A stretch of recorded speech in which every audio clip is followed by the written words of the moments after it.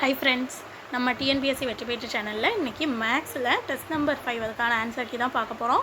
Test number 5 உடைய portion வந்து பார்த்திங்கன்னா ரேஷியோ அண்ட் ப்ரொபோர்ஷன் அந்த டாபிக் தான். ஸோ அதுக்கான கிளாஸ் வீடியோஸ் ஆல்ரெடி நம்ம கம்ப்ளீட் பண்ணியாச்சு. இப்போ நம்ம டெஸ்ட்டுக்கான ஆன்சர் கீ பார்க்கலாம் வாங்க. ஃபஸ்ட் கொஷின் பாருங்கள். ரேஷியோ கண்டுபிடிக்க சொல்லியிருக்காங்க. எதுக்கு? 75 பைசாக்கும் 2 ரூபாய்க்கும் கண்டுபிடிக்க சொல்லியிருக்காங்க. ஸோ நமக்கு ரெண்டுமே ஒன்று போல் இருக்கணும் இல்லையா? ஸோ 75 பைசா இருக்குது. அப்போ 2 ரூபாய் அப்படின்றதையும் நம்ம பைசா மாற்றிடலாம். மாற்றினா என்ன செய்யணும்? 1 ரூபாய் வந்து எவ்வளோ பைசா? 100 பைசா. அப்போ 2 ரூபாய் அப்படின்றது இன்ட்டு 100 போட்டால் போதுமா? அப்போ 200 பைசா. அப்போ நம்ம ரெண்டுக்கும் ரேஷியோ கண்டுபிடிக்க சொல்லியிருக்காங்க. ஸோ 75 டிவைடட் பை, அதாவது 75 பைஸ் டிவைடட் பை 200 பைஸ். இப்போ இது ரெண்டையும் கேன்சல் பண்ணலாமா? 5 டேபிளில் கேன்சல் பண்ணால் இங்கே என்ன கிடைக்கும்? 15. கீழே இங்கே என்ன கிடைக்கும்? 40. அகெயின் 5 டேபிளில் கேன்சல் பண்ணால் இங்கே 3, இங்கே 8. So answer 3:8. Third option correct answer. அடுத்து பாருங்கள், ஈக்குவலன்ட் ரேஷியோ, அதாவது இந்த 5:4 அப்படின்றதுக்கு 2 ஈக்குவலன்ட் ரேஷியோ கேட்டிருக்காங்க. அப்போ 5:4 முதல்ல என்ன செய்யணும்? ஈக்குவலன்ட் ரேஷியோக்கு 2ஆல் மேலேங்கிலையும் மல்டிப்ளை பண்ணணும். மல்டிப்ளை பண்ணால் 10/8. அடுத்தது என்ன செய்யணும்? 3ஆல் 2 இது கேட்டிருக்காங்க. அப்போ ரெண்டாவது கண்டுபிடிக்கிறதுக்கு 3ஆல் மேலேங்கிலையும் மல்டிப்ளை பண்ணணும். அப்போ 15 டிவைடட் பை 12. ஸோ ஆன்சர் என்ன நமக்கு? 10/8, 15/12. Third option correct answer. அடுத்து பாருங்கள், 63 சென்டிமீட்டர் நீளம் இருக்கக்கூடிய ஒரு லைன் செக்மெண்ட்டை என்ன செய்கிறாங்க? 2 பார்ட்டாக கட் பண்ணுறாங்க. என்ன ரேஷியோவில்? 3:4 அப்படின்ற ரேஷியோவில் கட் பண்ணாங்கன்னா அந்த 2 பார்ட்டோடைய லென்த் வந்து என்னவா இருக்கும் அப்படின்னு கேட்குறாங்க. ஸோ இப்போ பாருங்கள், நமக்கு இந்த ரெண்டோடைய கூடுதல் தான் எவ்வளோன்னு தெரியும்? 63. இதுதான் அவங்க கொடுத்துருக்காங்க. 2 பீஸாக கட் பண்ணுறாங்க. 63 மீட்டர் லென்த் இருக்கக்கூடியது தான் நமக்கு எத்தனை? 3:4 அப்படின்ற ரேஷியோவில் கட் பண்ணுறாங்க. அப்போ நமக்கு அது தெளிவாக ஃபஸ்ட்டு தெரியும். இப்போ என்ன செய்யணும்? ஃபஸ்ட்டு அப்போது இதில் தனித்தனியாக ரெண்டுக்கும் கண்டுபிடிக்கணும். அப்போ முதல்ல 7 இது தான் 7 ரேஷியோ அப்படின்றது நமக்கு 63ன்றது தெரியும். அப்போ ஃபஸ்ட்டு துண்டான அதோட ரேஷியோ என்னது? 3. அப்போ 3ன்றது எவ்வளோன்னு கண்டுபிடிக்கணும். அப்போ இதை கிராஸ் மல்டிப்ளை பண்ணால் என்ன கிடைக்கும்? x = 63 × 3 divided by 7. ஸோ இப்போ இதை நம்ம கேன்சல் பண்ணிக்கலாமா? கேன்சல் பண்ணிங்கன்னா 9 வரும். ஸோ 9 3s எவ்வளவு? 27. அப்போ ஒரு துண்டுடைய நீளம் வந்து 27 மீட்டர். இன்னொரு துண்டோட நீளம் கண்டுபிடிக்கணும் இல்லையா? அப்போ 7 63. 7னா 63 தெரியும். 4 கண்டுபிடிக்கணும். 3 கண்டுபிடிச்சிட்டோம். இப்போ 4 கண்டுபிடிக்கணும். அப்போ கிராஸ் மல்டிப்ளை பண்ணால் 63 × 4 டிவைடட் பை 7. கேன்சல் பண்ணால் 9 4s 36. அப்போ இன்னொரு துண்டுடைய நீளம் எவ்வளவு? 36 metre. So second option correct answer. அடுத்து பாருங்கள், 0.75:x. இது வந்து எப்படி இருக்கான்? ப்ரொபோஷ்னலாக இருக்கான். எதுக்கு? 5:x. அப்படி இருந்தால் எக்ஸோடைய மதிப்பு என்னன்னு கேட்டிருக்காங்க. ஸோ இந்த மாதிரி ஒரு 2 இது ப்ரொபோஷ்னலாக இருக்குன்னா நம்ம ஆல்ரெடி என்ன பார்த்துருக்கோம்? ஃபார்முலா கண்டுபிடிக்கிறதுக்கு AD = BC எப்படி பார்த்துருக்கோம் இல்லையா? AD = BC, x × 5. அப்போது 0.75 × 8 = x × 5. அப்போ 5x. இப்போ என்ன செய்யணும்? இதை கிராஸ் மல்டிப்ளை பண்ணிட்டா 5 இங்கே வந்துடும் இல்லையா? ஸோ 0.75 × 8 டிவைடட் பை 5ன்னு வந்துடும். இப்போ இதை 5 டேபிளில் கேன்சல் பண்ணால் என்ன ஆகும்? 0.15ன்னு வரும். ஸோ ஃபைனலாக இதை நம்ம என்ன செய்யணும்? இப்போ மல்டிப்ளை பண்ணணும். மல்டிப்ளை பண்ணால் நமக்கு answer 1.20. So second option correct answer. அடுத்து பாருங்கள், ஒரு ரேஷியோ கொடுத்துருக்காங்க. இந்த இதுக்கு சமமான ரேஷியோ என்ன அப்படின்னு கேட்டிருக்காங்க. ஸோ இப்போ 2^1 டிவைடட் பை 2^0.5 இதானே இதுக்கு மீனிங். ஸோ இந்த கீழே டினாமினேட்டரில் இருக்கிறத மேலே கொண்டு வரலாம். அப்போ என்ன ஆகும்? 2^1.5 பேஸ் ரெண்டும் சேம். அப்போ a/m × a/n ஃபார்முலா என்ன? ஆல்ரெடி நம்ம பார்த்தாச்சு. அப்போ என்ன வரும்? a/m - n வரும். அப்போ 0.5ன்னு ஆயிடும். -0.5.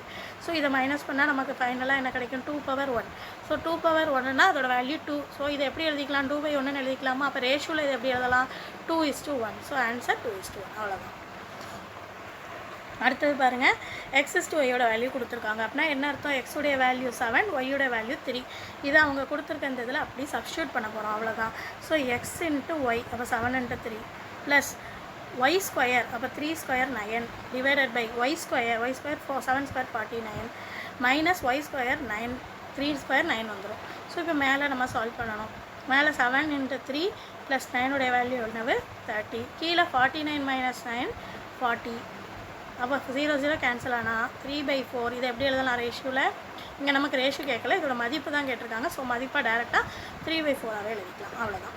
அடுத்தது பாருங்கள், ஒரு குறிப்பிட்ட அமௌண்ட்டை சீதா கீதான்னு 2 பேருக்கு ஒரு ரேஷியோவில் 9:8 அப்படின்ற ரேஷியோவில் பிரித்து கொடுக்குறாங்க. அதில் சீதாவுடைய ஷேர் என்னன்றதை கொடுத்துட்டாங்க. டோட்டல் அமௌண்ட் என்னவாக இருக்கும் அப்படின்னு கேட்டிருக்காங்க. அப்போ நமக்கு சீதாவுடைய ரேஷியோ முதல்ல ஃபஸ்ட்டு கொடுத்துருக்கனேயும் சீதா, அப்போ 9ன்றதான் சீதாவுடைய பங்கு. அப்போ 9 தான் 4500 அப்படின்னு கொடுத்துருக்காங்க.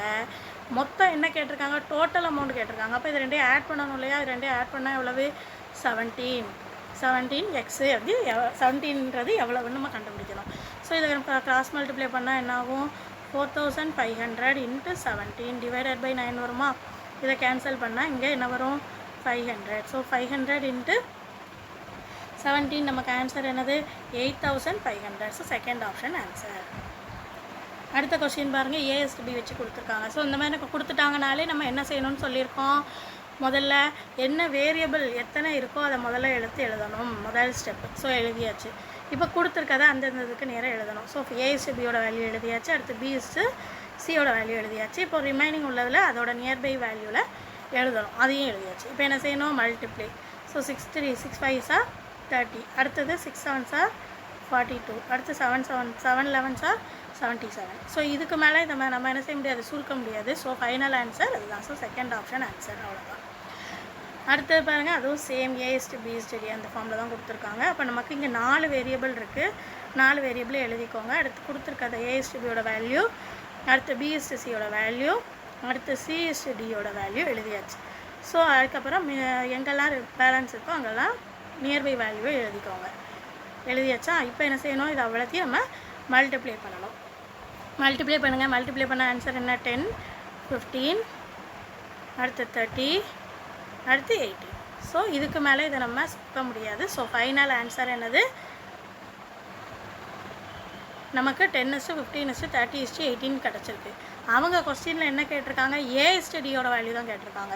அப்போ ஏஎஸ்டியோட வேல்யூ, ஏயோட வேல்யூ 10, அடுத்து டியோட வேல்யூ 18. இது ரெண்டையும் சால்வ் பண்ணலாமா? 5 2 டேபிளில் போட்டால் 5, இங்கே 9. ஸோ இதுக்கு மேலே இதை குறைக்க முடியாது. அப்போ 5:9 ஃபஸ்ட்டு தான் ஆன்சர்.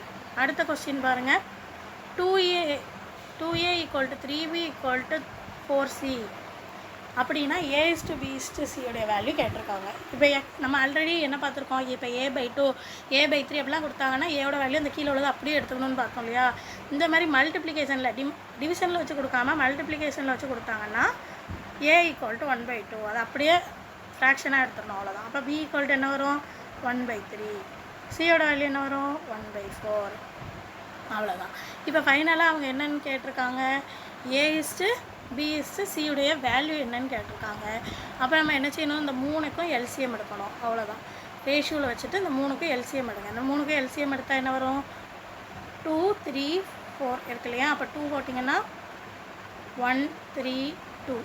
இப்போ ஃபைனலாக இதே தான் வரும். ஸோ 2 3 6 6 3 என்னது? 12. அப்போ இங்கே ஃபஸ்ட் ஒன்றில் 12 வரணும். கீழே 12 வரணும்னா 6ஆல் மல்டிப்ளை பண்ணணும். அப்போ மேலேயும் 6ஆல் மல்டிப்ளை பண்ணணும். அப்போ மேலே என்னது? 6. ஸோ 6/12 வந்துடும். அடுத்தது இங்கே 4ஆல் மல்டிப்ளை பண்ணோம். அப்போ இங்கேயும் 4. ஸோ இங்கே என்ன வரும் நமக்கு? 4/12. அடுத்து இங்கே 3. அப்போ மேலேயும் 3. ஸோ 3/12. கீழே சேமாக இருக்கனால அப்படியே விட்டுறலாம். So final answer 6:4:3. Third option correct answer. அடுத்தது பாருங்கள், ஒரு காம்படிஷனில் என்ன சொல்லியிருக்காங்க?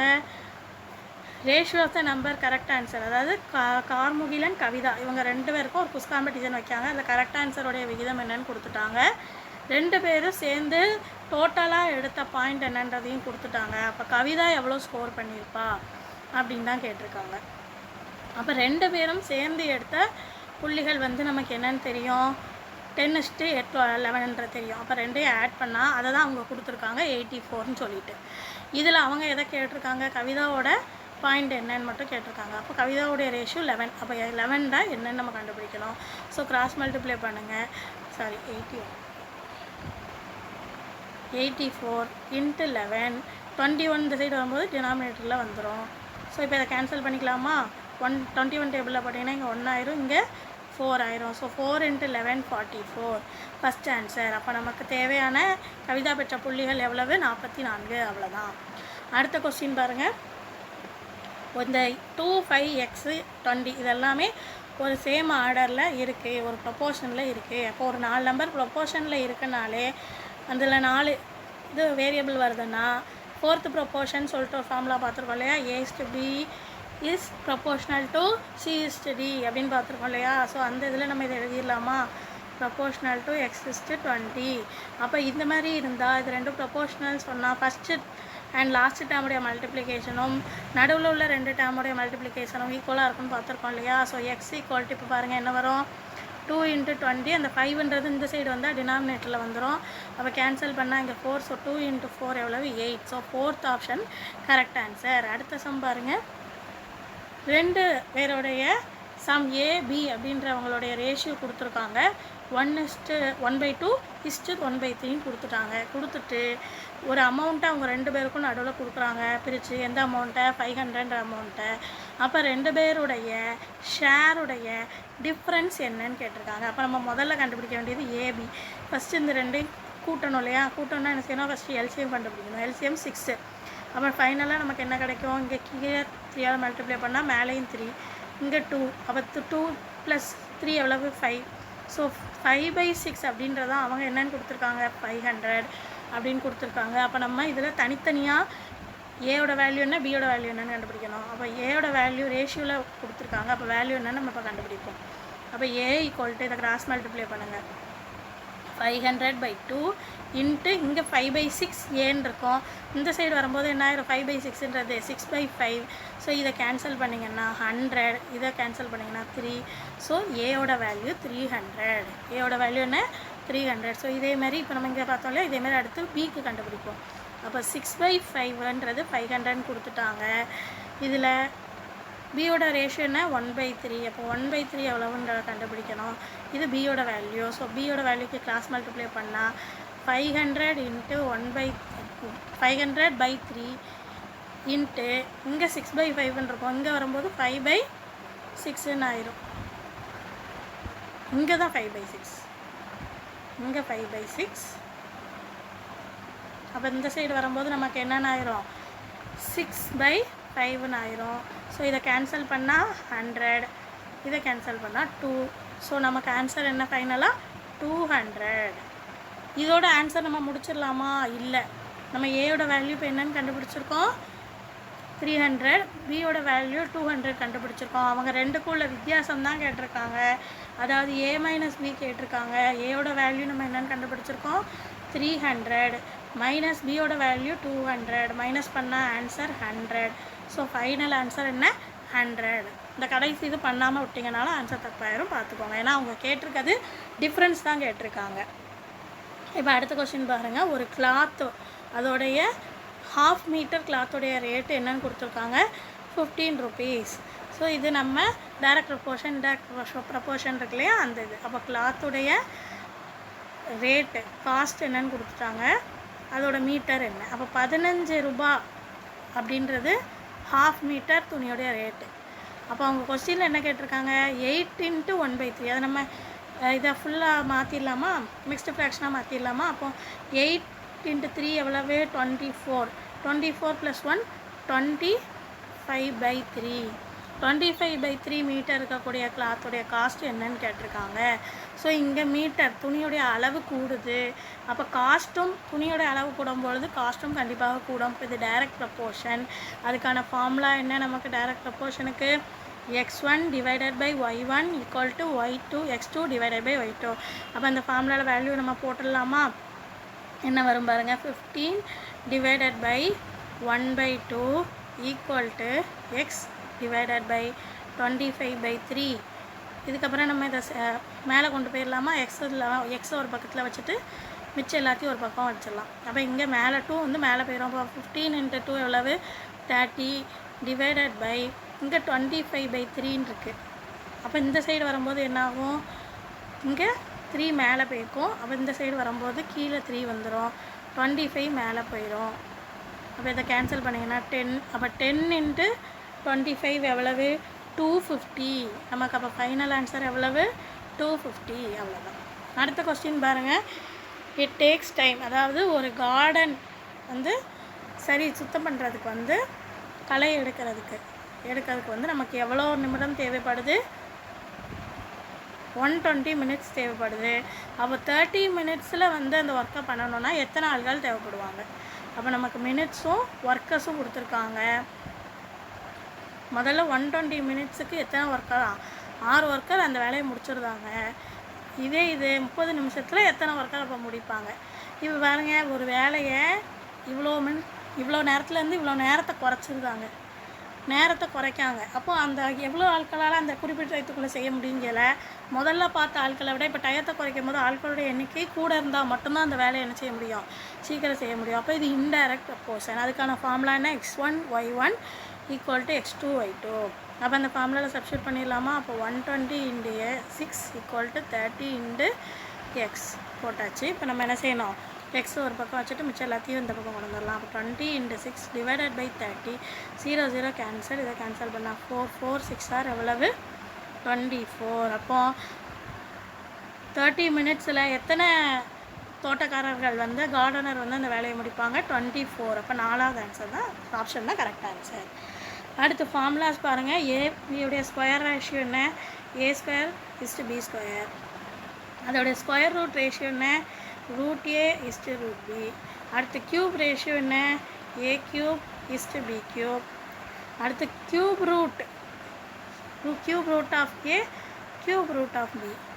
அடுத்து ரெசிப்ரோக்கல் ரேஷியோ 1/a = 1/b. இது ரெண்டுமே ப்ரப்போர்ஷனில் இருக்குது அப்படின்னு சொன்னால் அதுக்கான ஃபார்முலா என்ன? AD = BC. 4th ப்ரப்போர்ஷனலாக இருக்கணும்னா அது எப்படி இருக்கணும்? a/b is proportional to c/d. 3rd proportional, c வந்து 3rd ப்ரப்போர்ஷனலாக இருக்கணும்னா என்ன ஃபார்முலா இருக்கணும்? a/b is proportional to b/c. அடுத்து நேர்விகிதத்துக்கு ஃபார்முலா என்ன? x1 / y1 = x2 / y2. அடுத்து டைரக்ட் இன்வெர்ஸ் ப்ரப்போர்ஷன், அதுக்கு x1y1 = x2y2. இவ்வளோ தான் நமக்கு தேர்வின் 5க்கான ஃபார்முலாஸ்குள்ள ஆன்சர் அண்ட் சம்ஸ்குள்ள ஆன்சர். ஸோ ஆன்சர் செக் பண்ணிவிட்டு சம்ஸும் ஃபார்முலாக்கும் அவுட் ஆஃப் 15 அவுட் ஆஃப் 10க்கு எவ்வளோ ஆன்சர்ன்றதை கமெண்ட் பண்ணுங்கள். அடுத்த வீடியோவில் பார்க்கலாம்.